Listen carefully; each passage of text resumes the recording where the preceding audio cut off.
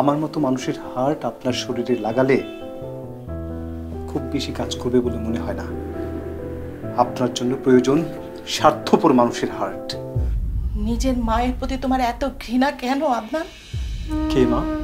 কিসের মা? আমার বাবার খুনি কখনো আমার মা হতে পারে না। ইন্টারভিউ কেমন হলো? পরীক্ষা তো সব স্টুডেন্টেরই ভালো যায়, কিন্তু রেজাল্ট হয় খারাপ। মানে কি বুঝলাম না। ইন্টারভিউ তো সবসময় মতো ভালোই দেয়, কিন্তু চাকরিটা হয় না। চাকরি হয় না কারণ তুমি সিচুয়েশন মেনটেন করে চলতে পারো না। আমি তো চেষ্টা করছি। না, তুমি চেষ্টাও করো না, তুমি মানুষের মুখের উপর বেফাস কথা বলে ফেলো। সত্যি কথা বলতে সমস্যা কি? আর সত্যি কথা মানুষের মুখের উপরেই বলতে হয়, আড়ালে না। দেখো আদনান, সব জায়গায় সত্যি কথা বলতে নেই, মাঝে মাঝে মিথ্যে কথাও বলতে হয়। মিথ্যে কথা সবচেয়ে বড় সমস্যাটা কি জানো? কি? মিথ্যে কথা বললে মনে রাখতে হয়, মুখস্থ রাখতে হয়। আর আমি সবসময় সত্যি কথা বলি, মুখস্থ রাখতে হয় না, মনে রাখতে হয় না, একদম চিল মোড়ে থাকে। আচ্ছা, তুমি কি সাধু মহাপুরুষ যে তোমার সব সময় সত্যি কথা বলতে হবে?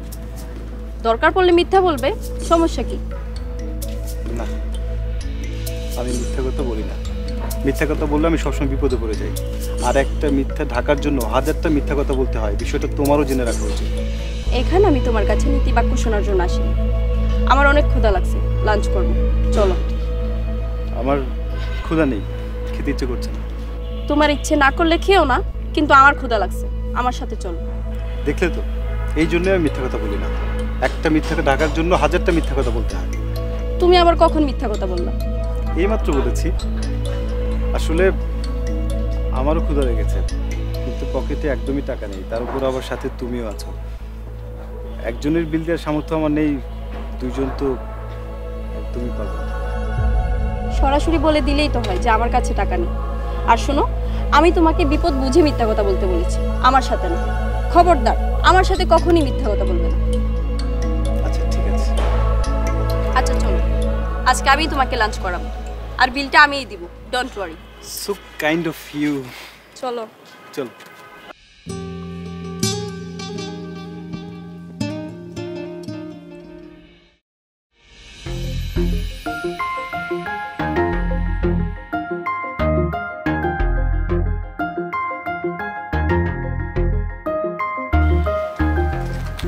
বলো আপু, কেন ডাকছো? তুমি জানো না আমি তোমাকে কেন ডেকেছি? না বললে কি করে জানবো? আদনানকে সেদিন দেখলাম একটা মেয়ের সাথে রিকশায় ঘুরছে। ওই মেয়েটা কে? ওই মেয়ের সম্পর্কে আমার সব ইনফরমেশন লাগবে। আপু, মেয়েটাকে তো তুমি দেখেছো, আমি তো দেখি নাই। আমি কিভাবে বলবো মেয়েটা কে? দেখো পলাশ, তুমি না দেখলে তুমি খুব ভালো মতোই জানো আদনান তোমার খুব ক্লোজ বড় ভাই। তাছাড়া তোমরা দুজন তো একসাথেই থাকো, তাহলে আমাকে ইনফরমেশন কেন দিতে যাচ্ছ না? আসলে আপু, ভাইয়া না ইনফরমেশন দিতে মানা করেছে। সেটা তো করবেই, আমি তো জানি। কিন্তু পলাশ, তুমি তো আমারও কাছে ছোট ভাই, তাই না? আমাকে বলো মেয়েটা কে? সরি আপু, ভাইয়া যেহেতু নিষেধ করেছে আমি তোমাকে বলতে পারবো না। মনটা চাচ্ছে একটা থাপ্পড় মেয়ে তো সব করে দাঁত ফেলে দিই। কি? তুমি আমাকে থাপ্পড় মেরে দাঁত ফেলে দিবা? আমি এখনই ভাইয়াকে যা বলতেছি।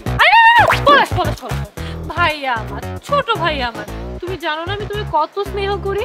তোমাকে তো আমি আমার আপন ছোট ভাইয়ের চোখে দেখি। এইসব বলে কোনো লাভ হবে না। আমি এক্ষুনি যে ভাইয়াকে সব খুলে বলবো, আমাকে কেউ আটকাতে পারবে না। আরে পলাশ, তোমাকে তো একটা বড় ইনফরমেশন দেওয়াই হয়নি। তুমি জানো আমার আপন মামা গত পরশুদিন সিঙ্গাপুর থেকে বাংলাদেশ এসেছে, সাথে করে এত এত চকলেট, তারপর হচ্ছে সেন্ট, অনেক কিছু নিয়ে এসেছে। আমাকে কি তোমার চকলেট খাওয়া বাচ্চা মনে হয়? আরে না না না না, আমি কি তোমাকে সেটা বলেছি নাকি? মেইন কথা তো বলাই হয়। মামা সিঙ্গাপুর থেকে অনেক সুন্দর সুন্দর ছেলেদের জন্য shirt, T shirt, pant, jacket নিয়ে আসে, জানো, লেদারের। আমি ভাবছিলাম তোমাকে সেখান থেকে 2-3টে টি শার্ট দিয়ে দিই। শুধু শুধু লোভ দেখাচ্ছ কেন? টি শার্ট কি তুমি সাথে করে নিয়ে এসেছো নাকি?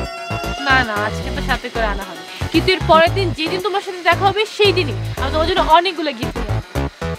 আমি তো ভাবছিলাম এখনই যে ব্যাগে সব খুলে বলবো, কিন্তু তোমার ওই কোন ফেসটা দেখে আর গেলাম না। তুমি অনেক সুইট পলাশ। আবার ভাইবো না যে আমি টি শার্টের লোভে যাওয়া ক্যান্সেল করেছি।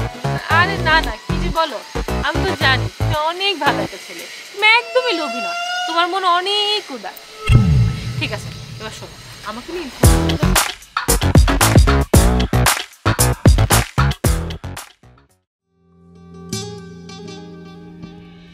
আপনার রেজাল্ট তো খুব ভালো, এত জায়গা থাকতে আপনি আমাদের কোম্পানিতে জয়েন করতে চাচ্ছেন কেন? আসলে স্যার, ক্রিয়েটিভ মানুষের প্রত্যেকটা কাজই তার সন্তানের মতো। আর সন্তান শুধু জন্ম দিলেই হয় না স্যার, তাকে লালন পালন করতে হয়, মানুষ করতে হয়, আর সেই জন্য দরকার অর্থের। আমার রয়েছে স্যার মেধা, আর আপনাদের রয়েছে প্রয়োজনীয় সাপোর্ট। তাই আমার সৃষ্টিশীল কাজের যোগ্যস্থান এই প্রতিষ্ঠানটি। এটা তো আপনার স্বপ্ন পূরণের কথা হলো। আমরা তো আর আপনার স্বপ্ন পূরণের জন্য বসে নেই। আমাদের কোম্পানির একটা লক্ষ্য আছে, আপনার স্বপ্নের সাথে সেগুলো নাও মিলতে পারে। সবগুলো না মিললেও স্যার কিছু কিছু মিলবে। আমার সৃষ্টিশীল কাজগুলো আপনাদের প্রতিষ্ঠানের সাথে কম্বিনেশন করতে পারলে ভালো একটা কিছু হবে স্যার। লবিং বা লেজু মেনটেন করে চলাটা আপনি কোন দৃষ্টিতে দেখেন? লবিং বা লেয়াজুকে স্যার আমি একটা মই হিসেবে দেখি। আর ঠিক বুঝলাম না। দেখুন স্যার, আপনি যদি গাছে চড়তে চান তাহলে আপনাকে প্রথমে গাছে চড়ে জানতে হবে। আর যদি সেই গাছটা অনেক বেশি উঁচু হয়ে যায় তাহলে একটা মই আপনার জন্য খুবই দরকার।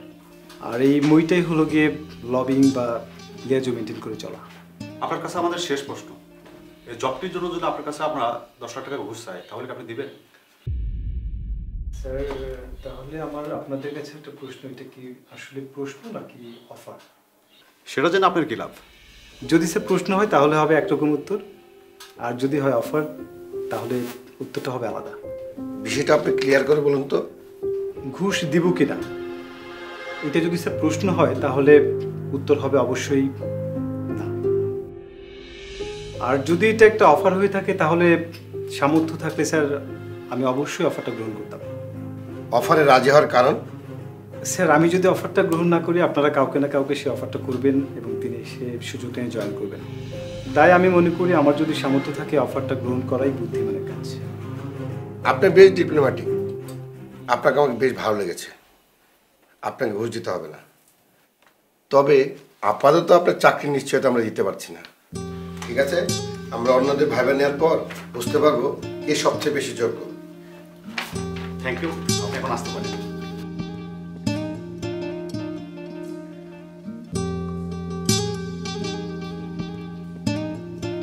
নেক্সট। কি ব্যাপার? আপনাদের এখন কেন পাচ্ছি না? আশ্চর্য। আপনার কি ব্লক করে দিল নাকি?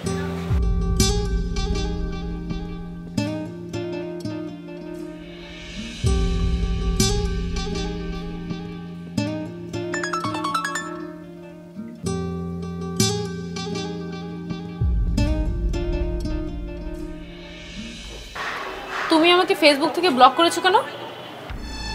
কে বলছেন আপনি? কে বলছে আমি মানে? তুমি কি আমার ফোন নাম্বার ডিলিট করে দিয়েছো? আমি নীলা। আচ্ছা, তুমি তো ফোন করেছো কেন?